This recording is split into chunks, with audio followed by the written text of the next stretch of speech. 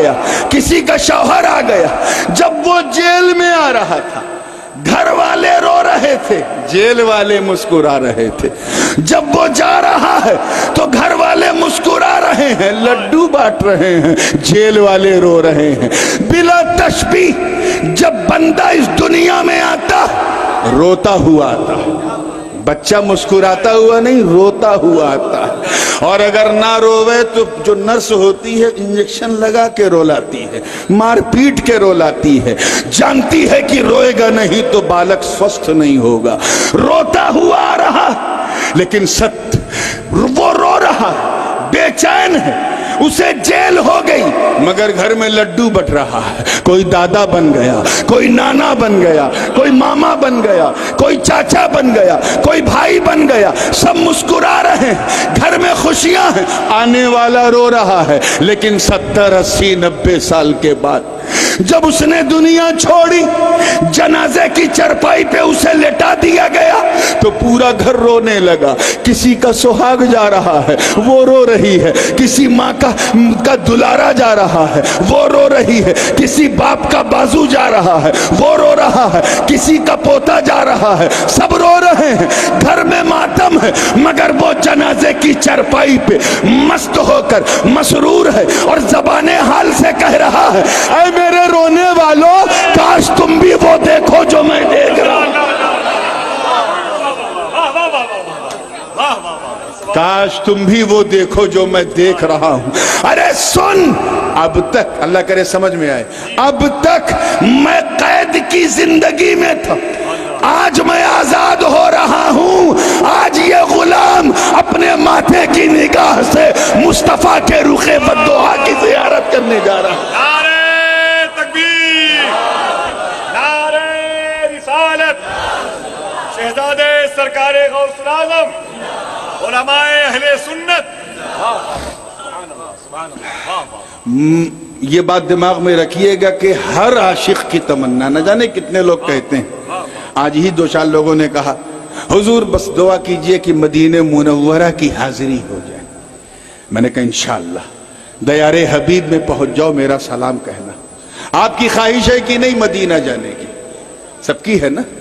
میں اس مرکزی اسٹیج پہ جو مغربی ہندوستان کی ایک مرکزی درسگاہ کا حامل، بڑی ذمہ داری سے کہہ رہا ہوں، بڑی ذمہ داری سے کہہ رہا ہوں، علماء بیٹھے ہیں، کہ موت جو ہے وہ مدینے کے ویزے سے بھی زیادہ قیمتی ہے۔ پاسپورٹ پہ مدینے کا ویزا لگ جائے اس سے کہیں زیادہ بہمولیہ موت ہے۔ کیا ہے؟ موت۔ کیوں؟ کیونکہ جب ویزا لگے گا تو مدینہ جائے گا، کیا دیکھے گا؟ مسجد نبوی دیکھے گا، محراب نبوی دیکھے گا، گنبد خضرا دیکھے گا، سنہری جالی دیکھے گا، ستون مبارکہ دیکھے گا، صفہ کا چبوترا دیکھے گا، فاطمہ کا گھر دیکھے گا، جنت البقیع دیکھے گا۔ ارے جب مدینے کا ویزا لگے گا تو روضہ دیکھے گا، روضہ، لیکن جب موت آئے گی تو مصطفیٰ کا چہرہ دیکھے گا۔ اے موت آ، جس حال میں آ، جس رنگ میں آ، جس ڈھنگ میں آ، چاہے تو بندوق کی شکل میں آ، چاہے تو تلوار کے روپ میں آ، چاہے تو نیزے کے روپ میں آ، چاہے تو میزائل کی بن کے آ، چاہے تو بم بن کے آ تو صحیح، چاہے تو چیچنیا میں آ، چاہے بوسنیا میں آ، چاہے برما میں آ، چاہے تو عراق میں آ، چاہے سیریا میں آ، چاہے تو گجرات میں آ، تجھے سنی مسلمان گلے لگانے کو تیار ہے، کیونکہ ہم جانتے ہیں کہ موت تو ہمیں مٹانے کے لیے نہیں بلکہ ہم غلاموں کو مصطفیٰ سے ملانے کے لیے آتی ہے۔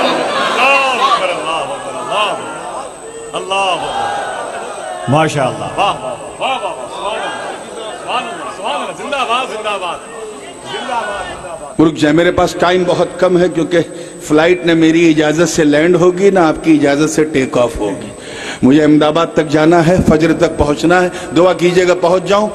میں بہت تیزی سے 5-6 منٹ میں بات کو سمیٹ رہا ہوں، اجازت ہے نا؟ اس لیے پوری زندگی کے ساتھ کہ یہ ہے نبی کا جلوہ وہی تو ہیں. بس مصطفیٰ راضی تو خدا راضی. پیچھے پیچھے چلنا بلا وجہ نہیں چلنا ہے, بذریعہ مصطفیٰ چلنا. اچھا اب دیکھیے بارش ہوتی ہے تو ہم لوگ کیا کہتے ہیں, ہمارا عقیدہ کیا ہے, اللہ نے برسایا. کس نے؟ لیکن یہ سائنسداں کیا کہتے ہیں, یہ ویگیانک لوگ, بادل نے برسایا. اللہ مسبب الاسباب ہے, فاعل حقیقی وہی ہے, لیکن وہ سبب بناتا ہے, ایک کارن بناتا ہے, ایک وجہ بناتا ہے. مثال کے طور پہ زمین سے بخار اٹھا, خلاؤں میں گیا, بادل بنا, بادل سے ملے, ہائیڈروجن نائٹروجن اکٹھا ہوئی, پانی بنا, زمین پہ گرا. ہم نے کہا خدا نے برسایا, سائنسداں نے کہا بادل نے برسایا. تو سبب اللہ نے بادل کو بنایا. کس نے بنایا؟ بادل کو بنا. ایسے یہ جو ہم ایک دنیا سے دوسری دنیا میں جا رہے ہیں نا, بلا وجہ نہیں ہے. اللہ نے ہمارے اس ٹرانسفر کو بھی سبب سے مسبب کیا. ہم پہلے آتما جگت میں تھے, وہاں سے چلے باپ کی پیٹھ میں آئے. اس پیٹھ میں آنے کا سبب کیا بنا؟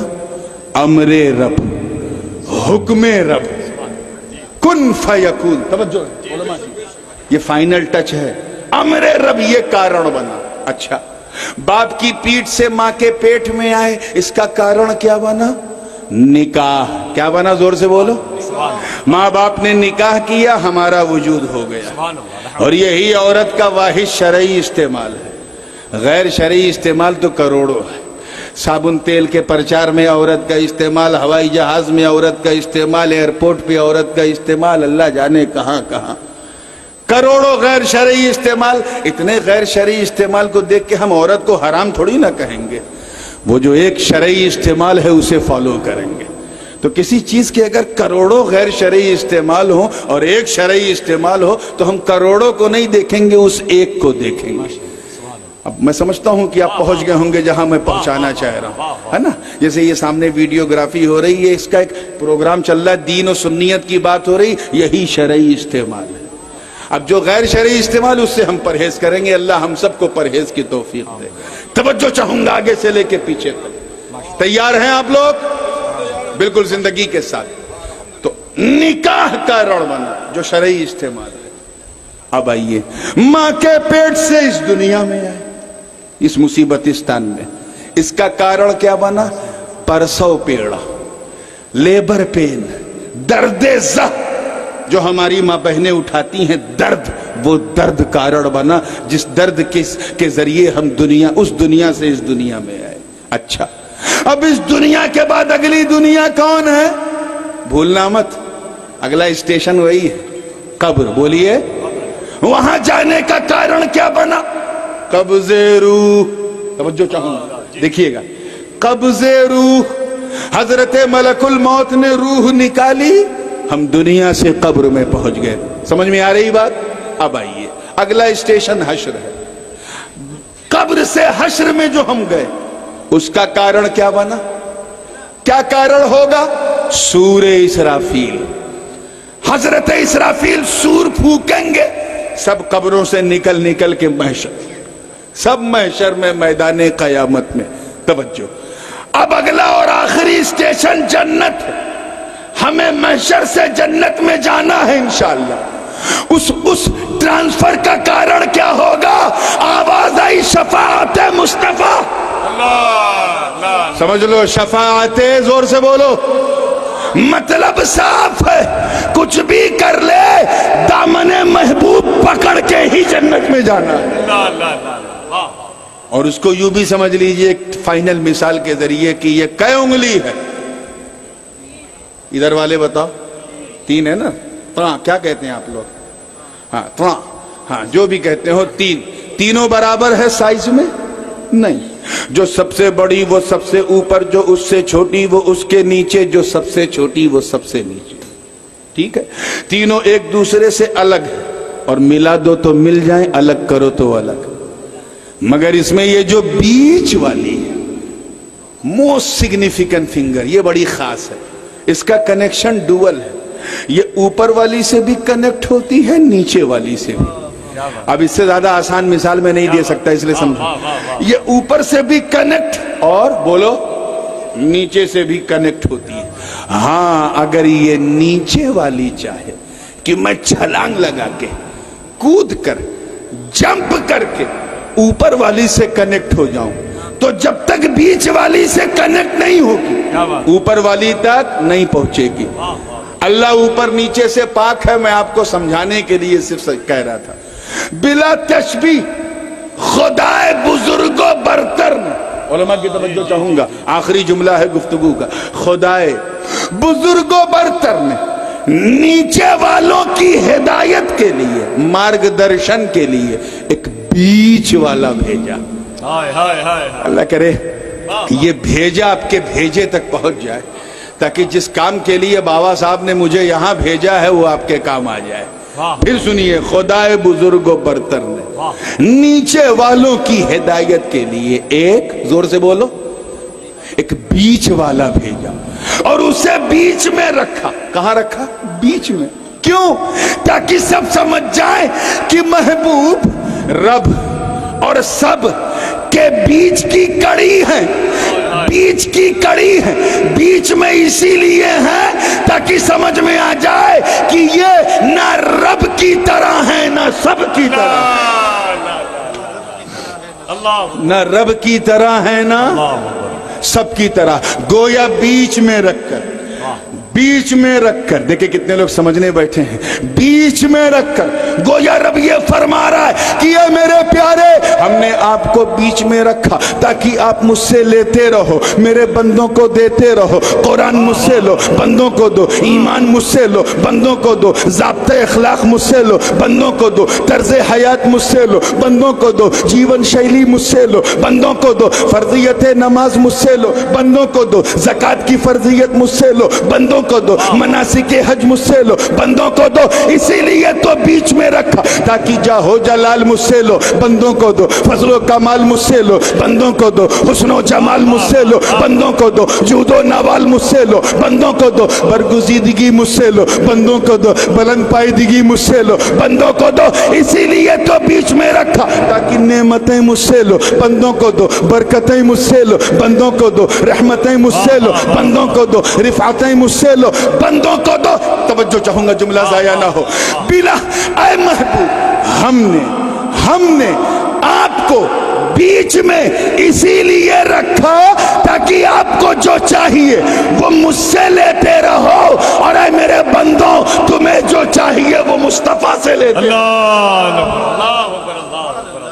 تبھی تو اعلیٰ حضرت، اعلیٰ حضرت عظیم البرکت، امام عشق و محبت، کنز الکرامت، جبل الاستقامت، حقانیت کی شان، سنیوں کی جان، ارے سنیوں کی جان احمد رضا خان علیہ الرحمت والرضوان نے کفر کے تابوت پر آخری کیل ٹھوکتے ہوئے جب اپنے عقیدے کو واضح کیا تو یوں عرض کیا کہ یا رسول اللہ، ارے وہی رب ہے جس نے تجھ کو ہمتن کرم بنایا، ہمیں بھیک مانگنے کو تیرا اللہ اکبر، اللہ اکبر. یا رسول اللہ صلی اللہ علیہ وسلم، زندہ باد، زندہ باد، ماشاءاللہ، زندہ باد. کہنے کو تو بہت کچھ تھا لیکن آپ جمے ہیں اور جمے رہیے. آپ کو معلوم ہونا چاہیے کہ ابھی تھوڑی دیر میں صاحب سجادہ بھی ہوں گے اور خانقاہ قادریہ چشتیہ برکاتیہ کے صاحب سجادہ حضور امین ملت وہ بھی تشریف لا رہے ہیں. اس فقیر کو اجازت دیجئے لیکن آپ جم کے بیٹھے رہیے. مولا کریم ہم سب کا سننا سنانا اپنے کرم سے قبول فرمائے.